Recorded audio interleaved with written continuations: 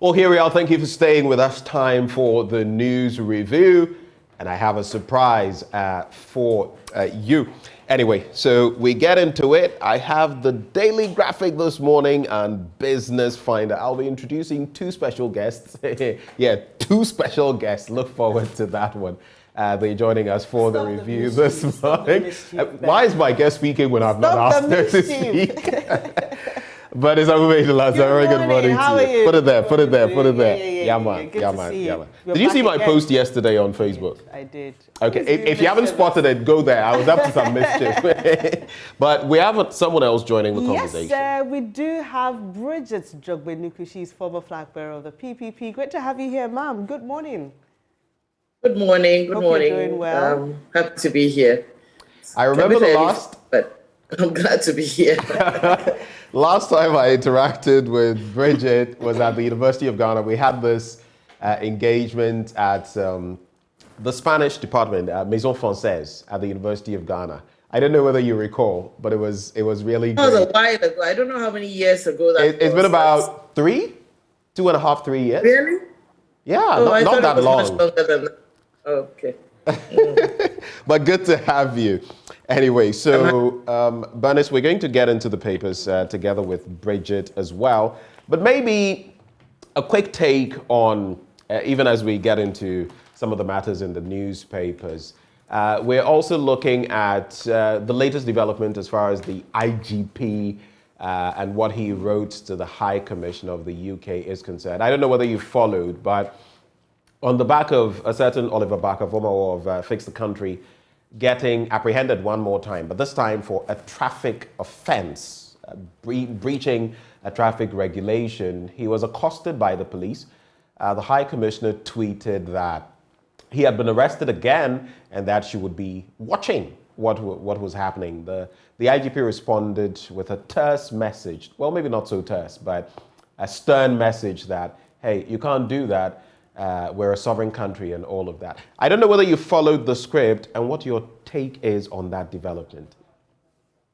Well, yes, I did. I mean, yesterday I was saying to myself that I should have been tweeting all those responses rather than being on Facebook because they were short and in my own kind of language, all kinds of things. You may go on my Facebook. I don't think it's public, but if you go on my Facebook wall, you'll see some of the things I said. But I saw it and I thought, well, first of all, I didn't think, in my opinion, that it was in the place of the IGP to send a response. And I think they are addressing that. As of last night, I heard that the Ministry of Foreign Affairs and the Minister of Foreign Affairs was going to take it up. So that was a good idea. That ought to have been done before, or the IGP ought to have sent or relayed his message to the High Commissioner through the Foreign Minister. That's the best way to do it. It was terse. It was a bit. It was like using a sledgehammer on a fly, really, because it was a little tweet. And the response was over the top, if you like. So little tweets, but people are looking at the import of the little that was put out there. Again, suggesting that, hey, there you are again doing your own thing. And then the other side of it being that you're watching, almost as though to say, Big Brother UK is watching and don't you mess up. Well, you are at liberty to read meaning into it. I mean, I put one post on Facebook which said, it's a quote from Shakespeare that says, nothing in itself is good or bad. It's your thinking that makes it so. So it's your thinking behind her tweet that makes you think that it means this or it means that, because the tweet was really very ambiguous. And if you took it as, oh, we are watching to see if you are wrong, then you take offense at that. But if you say we are watching to see, she didn't say we are watching to see if you are wrong or if you are right, or whether you're going to, how you're going to mess up, or she didn't say anything like that. She said we're going to see, which leaves it very open to interpretation. Now it's your interpretation then that gives it the slant, which makes you respond in the manner that you respond. So for me, that is the way I saw it. It was, let's see, are you saying she shouldn't see? She's a high commissioner, she's in the country, we work together, we work on issues of justice, we work on issues of human rights. So she can't say that she's seeing, so what is she here for and us? You know, and if she says we are watching, has she said, and if this goes wrong, we will therefore take this action on it? She hasn't said anything like that. It was a very ambiguous and open tweet. I think that it is your personal interpretation to it. And because we are all on the defensive, then, okay, she took it this way. I don't think so. Now, as I'm here and you have me, I tend to be very gender conscious. And we have had John Benjamin and the other one who used to ride the bike say and write many things. The Australian High Commissioner. Never been a response like this. You see, for me, I've always said that I have felt intimidated by Ghana police. And maybe this is the time for them as a woman. And this is the time for them to redeem that image. Because the response, I have met the British High Commissioner. And it's almost as if let's intimidate her, let's shut her up. So you feel in this instance, the IGP went over the top because she's a woman. That's two. Right. Or the response, the choice to respond to her directly, rather than channeling it through the right medium or the right office, which is the Ministry of Foreign Affairs. I think it was over the top. She's a representative of the Queen in the country.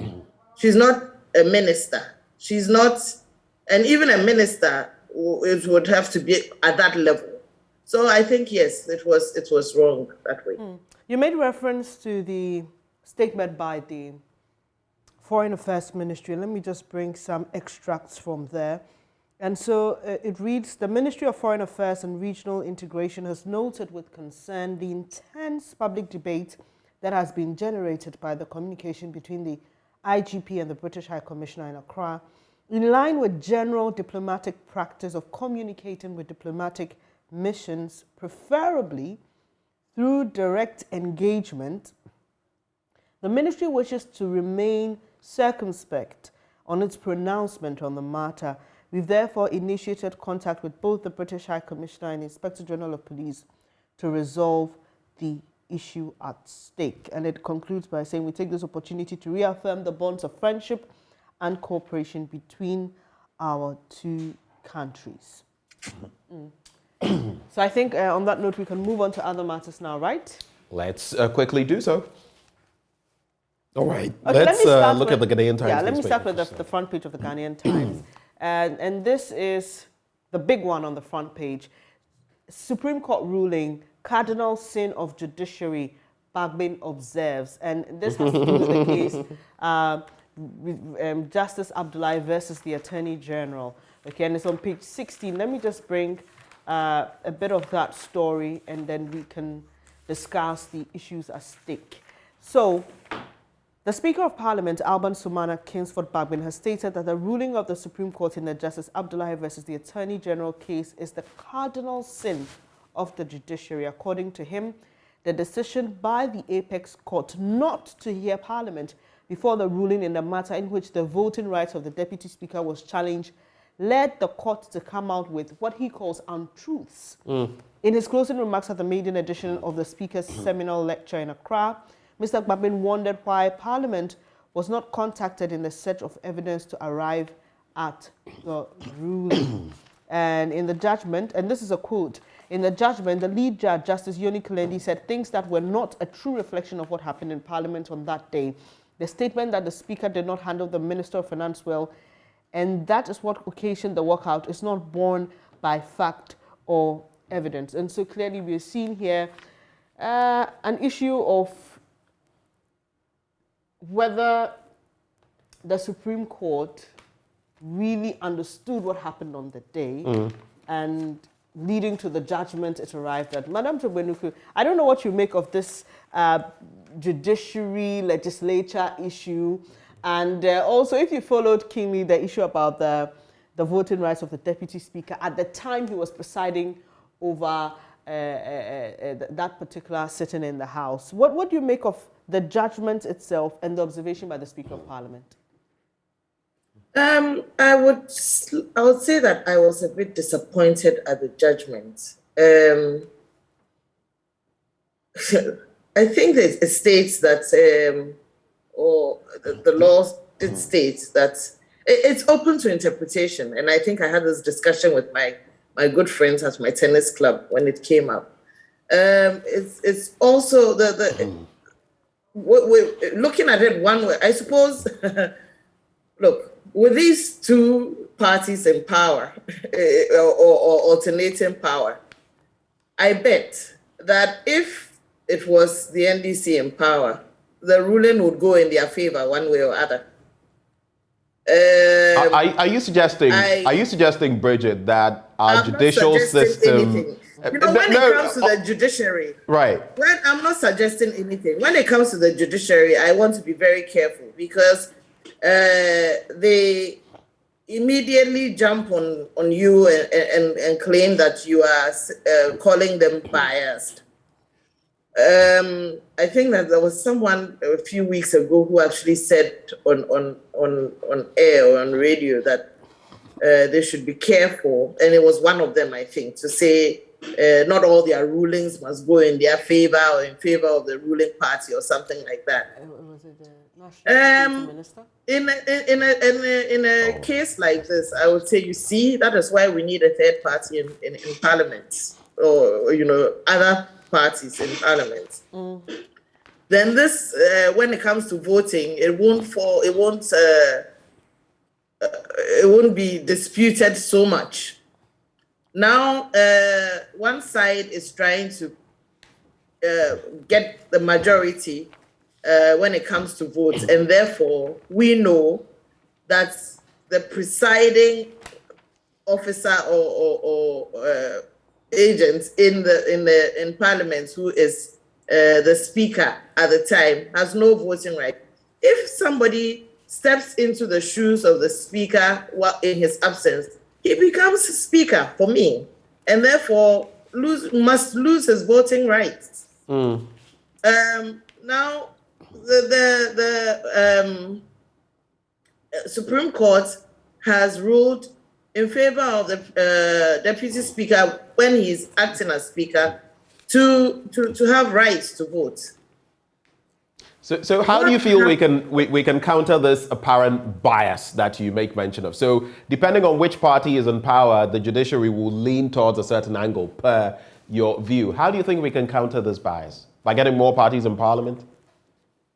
Well, that would be one thing.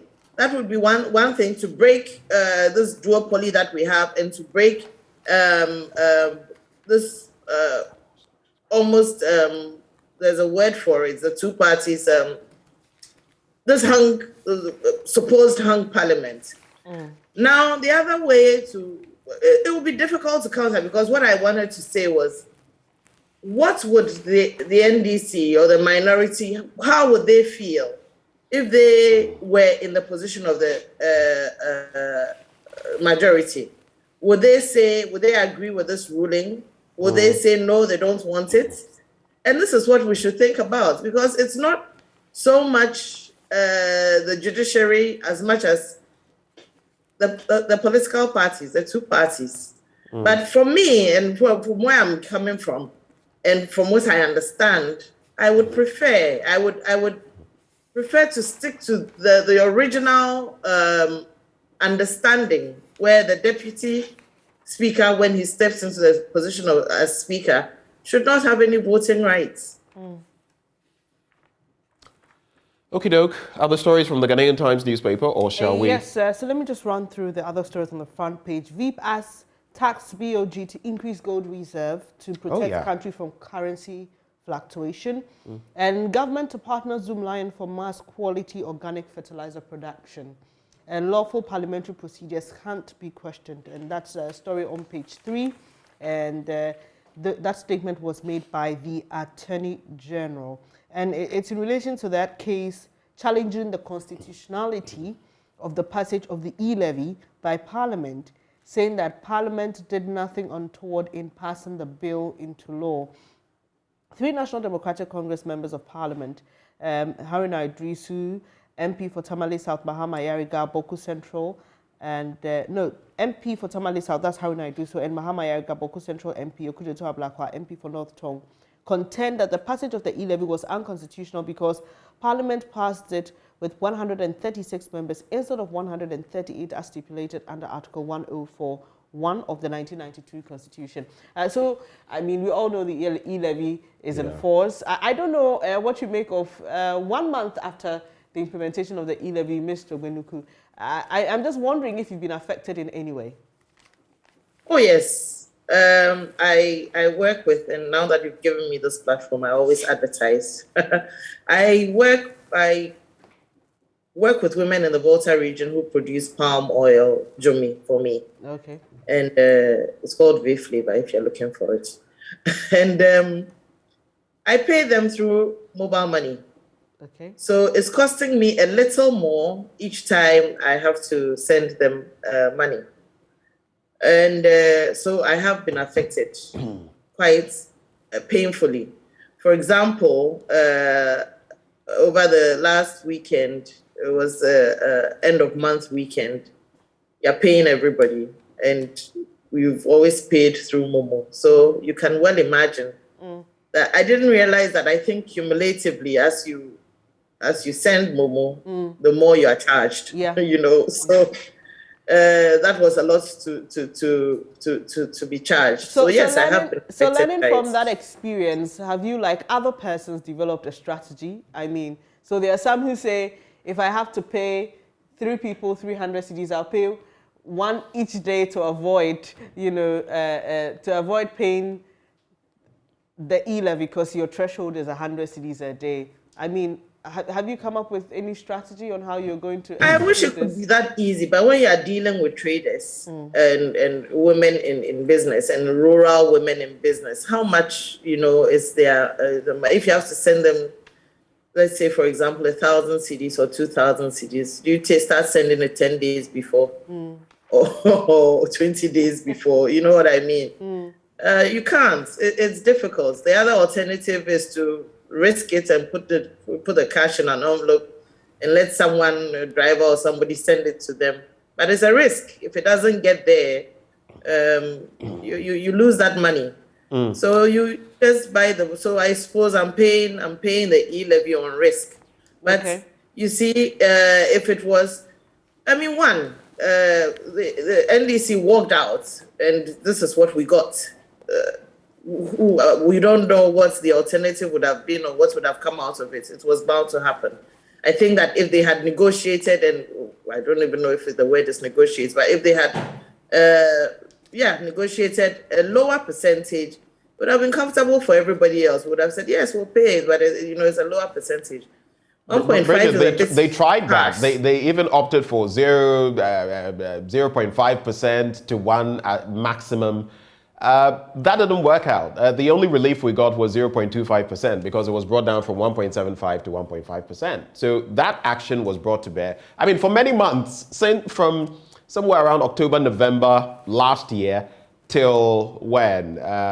Somewhere around April, thereabouts, March, April, they had been, pushing and shoving. But in the end, the majority went through with the bill, making it law. And on May 1st, we had, the e-levy kicking in. So that push was there. But I just want to find out from you very quickly, since you brought in Zumi, and I got some figures from the Chamber of Agribusiness Ghana yesterday on the prices of a number of items out there. It makes for interesting reading. Has the price of your Zumi shot up on the back of the latest developments? Because I am told one is now being sold in certain parts for 70 cedis, while it was 65 cedis last month. So how much do you sell your Zumi for?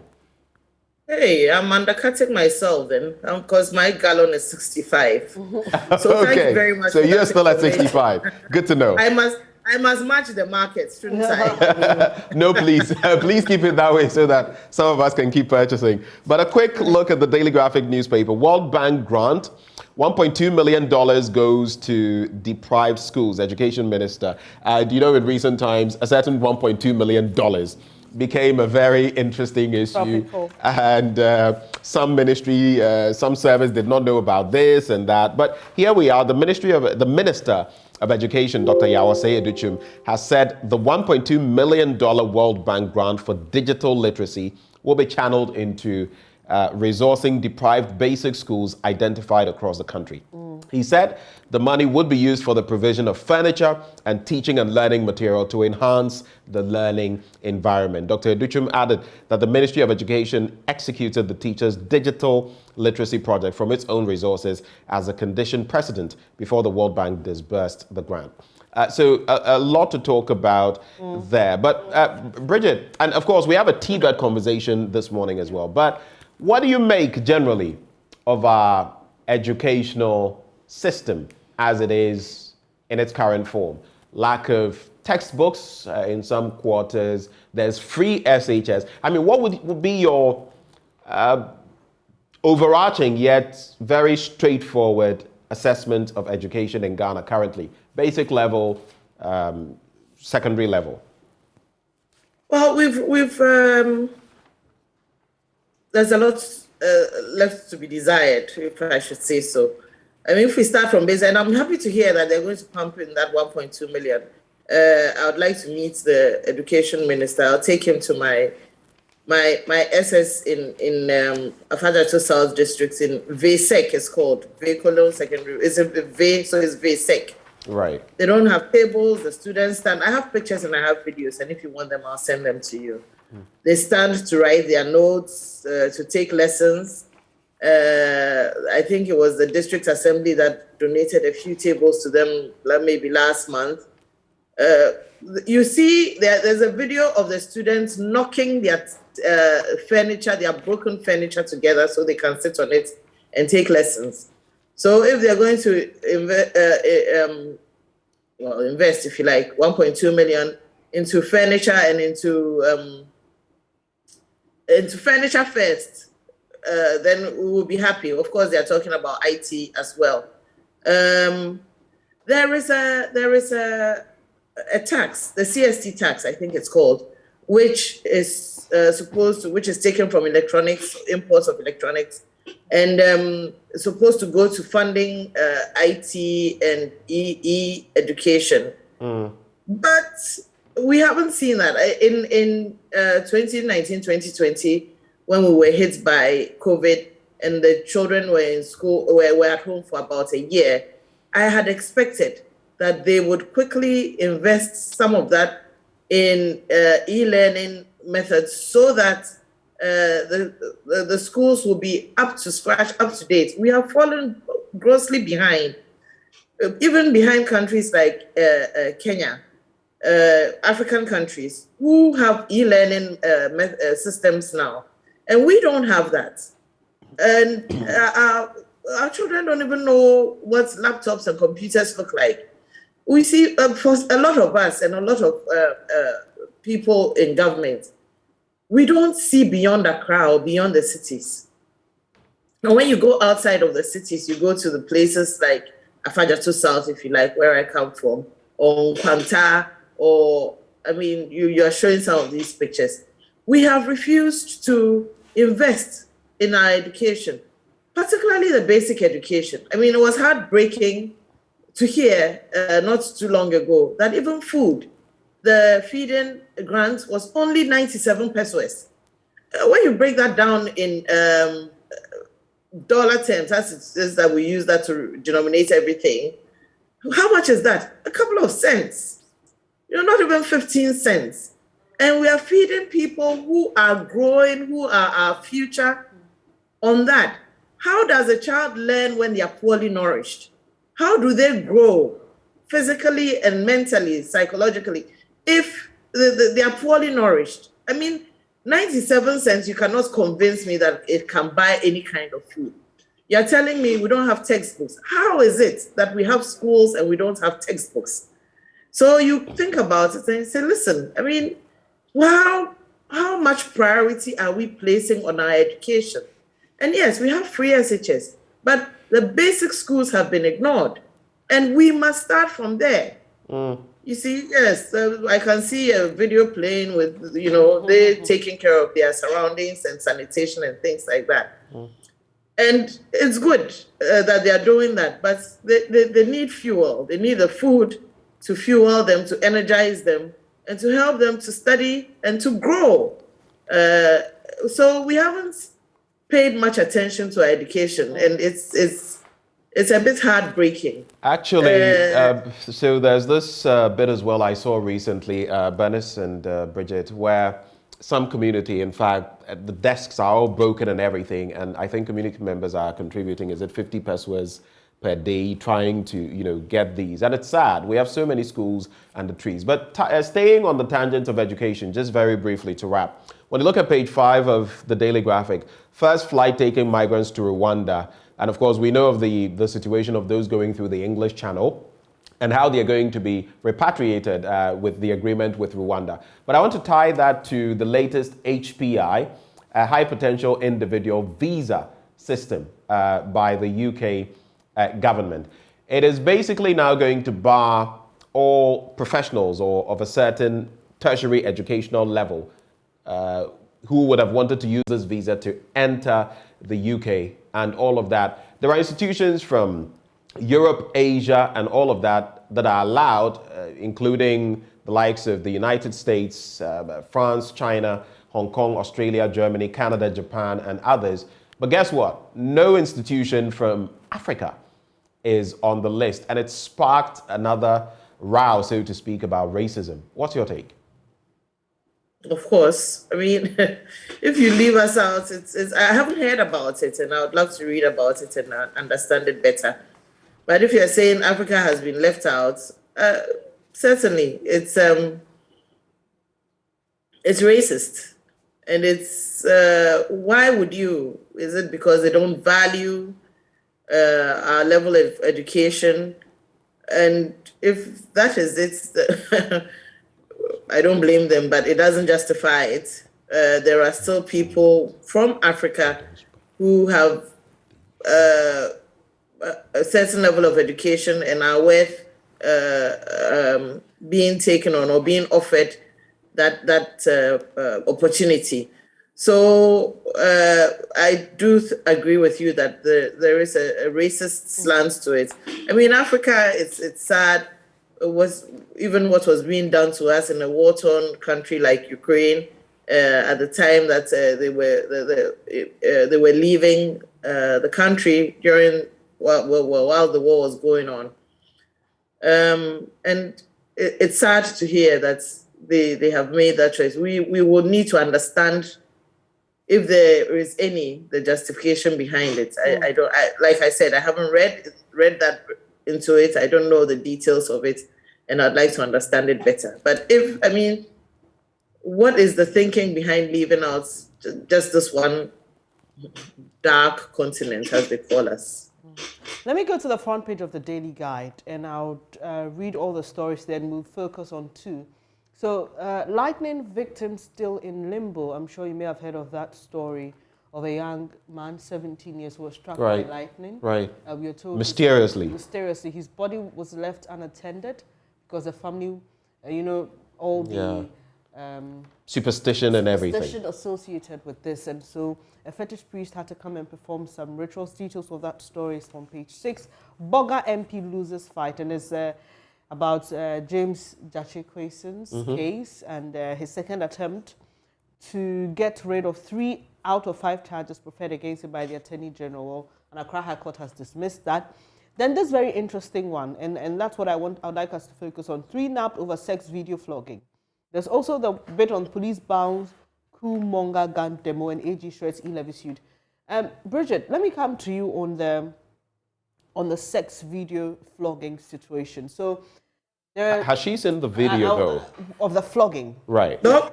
So I haven't seen the video of the sex video. I haven't seen the video of the flogging. I can't countenance things like that. So this lady and her lover, we are told, filmed themselves having sex. It got leaked, and then the residents in the community decided to punished them for that. So they took them to the Wana's palace, tied them to some poles, and they flogged them. They told the woman received as many as 20 lashes. Yes. But interestingly, the man received about 9 strokes, which I found rather curious. Okay, so I was coming to that. Now, the police arrested 3 persons involved in the flogging.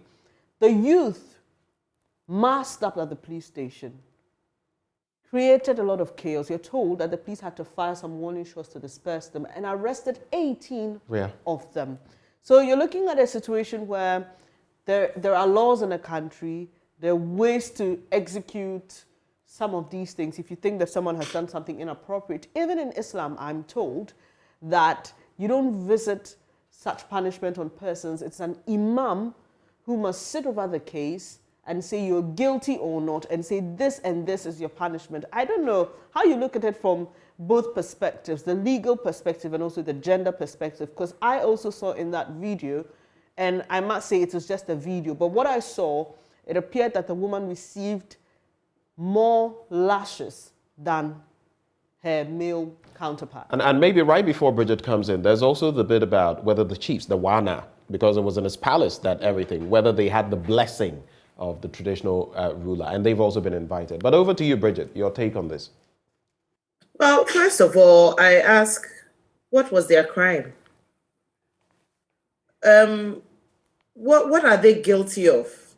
You know, is it that they did a video, or that they had sex, or what is it? These are 2 consenting adults, I believe. They're not teenagers or children.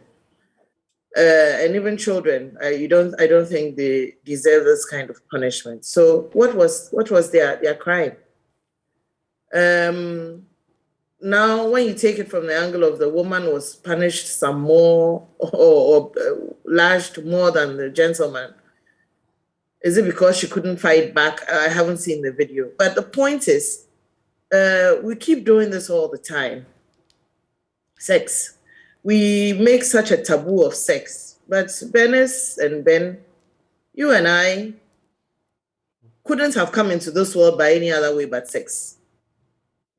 Nobody was born into this world by any other way. Yes, these days there's artificial insemination. So if you make such a big deal of of 2 people, 2 consenting adults having sex, is it wrong? Does that then mean that whatever comes out of sex, we who are products of that act are then wrong? So let's look at it clearly. What was their crime? Now, it said it was done in the Wana's palace. From what I hear from the police reports, I was listening to another radio station yesterday. It said the Wana is saying that it's exonerating him, saying he wasn't in town and he wasn't aware of what was going on. Well and good, but obviously, this is a story that has gone viral. It's probably happened before. And if it hadn't gone viral, the people would have gotten away with it. And of course, punishing the lady, whilst there are 2 people in this, punishing the lady a lot more than punishing the gentleman. We had cases where there was a man defiling or luring young women from the north. It was a big case. I don't know what became of that. It was several young women he had his way with. Was he a teacher? It was a number of years ago. I've forgotten. But why wasn't that man, for example, flogged in public? So the point is, first of all, what is their crime? And 2, these are 2 consenting adults. 3, we are all born of this sexual act. And it is an act. This was an act between 2 adults.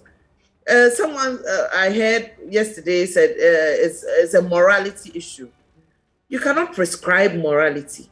But maybe in addition to morality, we have laws even governing, exposing yourself, your nakedness, your nudity publicly and all of that. We have laws bordering on these. And even if you take away the religious aspect, there are legal aspects to this, which is why you also cannot publish nude photographs of other people, spread them on social media and all that. From what I hear, So can you put that context in there as well? Who leaked the video?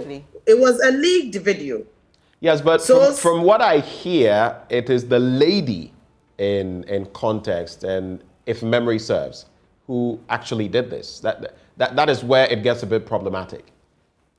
Well, then let the law take its course, and not a bunch of people who are meting out instant justice. I agree. Yes, so let the law take its course if that be the case. Okay.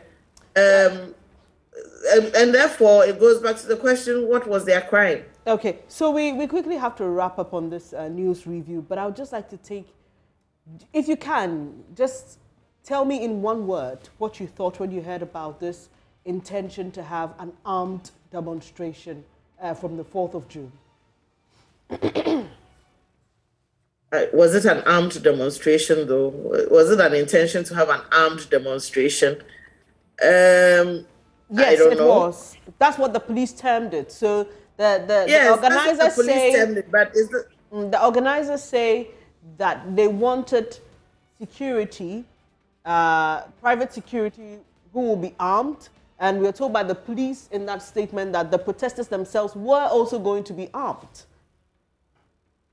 So I mean, what's your thinking about the intention, wanting to go to the GBC, demanding to make a televised statement to the nation on June 4th, and it sounds like 6th of January in the US to me.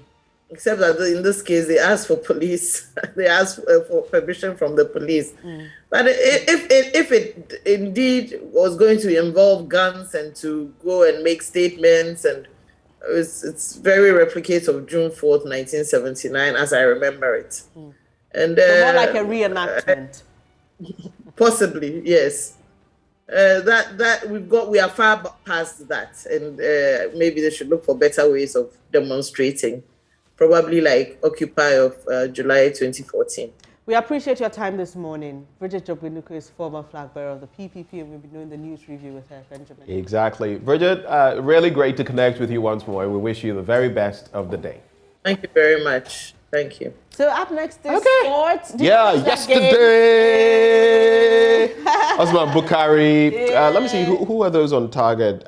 A certain Felix Afanajan. I was happy for him. Yes. Mohamed Kudus was on target with the first goal. Yep. Afanajan with the second, and Bukhari with the third. I mean, it may not have been a very stellar performance, but it was good. We dominated, and it was a good outing to start with. It's an improvement of what we've seen in recent times. So I think I'm getting some good vibes. That we're getting somewhere. We're getting somewhere. I hope that what I'm seeing will happen. So Muftar Nabila has all the details coming up shortly. Do stay for sports.